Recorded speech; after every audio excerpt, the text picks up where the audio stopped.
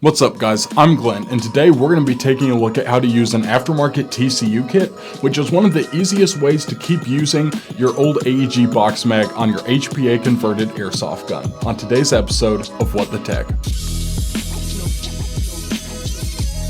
So the first question you might have is, what is a TCU? Well, TCU is basically just a relay that goes between your FCU and your box mag.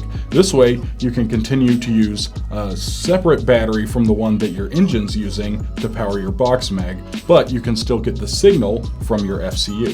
One thing to note is that we do not make this TCU kit, and it could change over time. So the first thing you're going to need is the M249 version of our FCU. You'll notice that it's basically the same as the normal one, you just have one extra lead coming off here.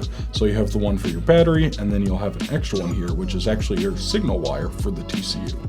This wire by itself will not power your box mag. It's just a low volt 3.3 volt signal that'll be going to power the TCU. So you'll have your trigger switch. This is what my trigger switch looks like. And you'll have your wiring harness that comes with your engine kit that you get. You'll just want to plug your two terminals on your wiring harness into the same two that used to be plugged in your switch when it was still an AEG. So we'll go ahead and wire in the switch.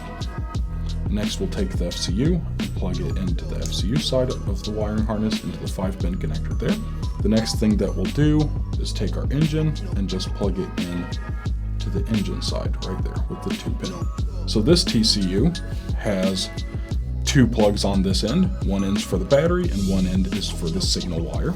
So we'll go ahead and plug the signal wire connector into the FCU. And then we'll go ahead and plug this wire on this side into our box mag. Our box mag already has the connector that we're going to need right here, but if yours doesn't, you might just want to pull back the heat shrink a little bit, and there's a black and a red wire. If yours doesn't already have this connector, you can just splice the wires from your box mag into the connector here instead. So at this point, there's only two things left to do.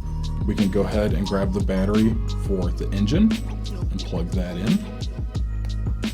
Now we can make sure that the engine's working as it should. When I push the trigger button, the engine should be clicking. So we can hear the engine solenoid firing, and you'll notice that the box mag at this point isn't doing anything. The TCU is getting a signal, but it has no power. So now all we have to do is take a second battery. We'll plug that into the battery side of the TCU, and now when I push the trigger, the box mag also should wind.